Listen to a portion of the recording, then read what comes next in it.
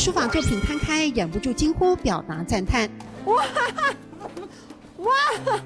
刚开始以为是书法墨画，近看才发现都是经典。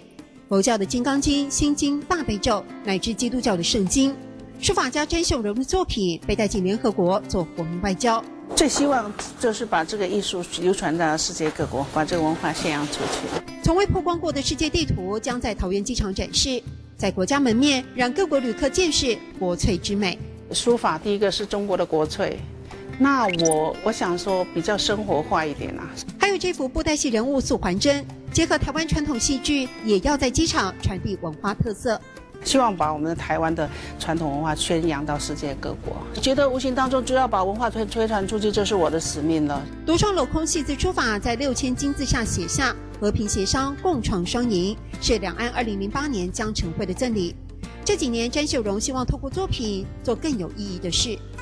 我想大家都是会喜欢做自己想做的事情，有意义的事情，值得做的事情，所以一辈子做金砖一次就够了。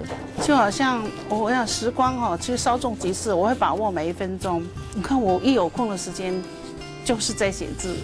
一字一菩提，一笔一莲花，书法家丰盈点墨，可以穿越时空，笔下流芳。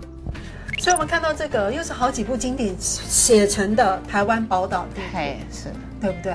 好赞叹，那 Q 还蛮给好好奇，诀窍是什么？时间，不要怕花时间，对不对？詹老师的作品获得了书法传经登峰造极的评价，有好多人竞相要收藏。不过他发愿，所有作品只为公益义卖，要发挥祥和的力量，最终目标宣扬文化。GQ 黑马街時間，GQ 黑馬街時間。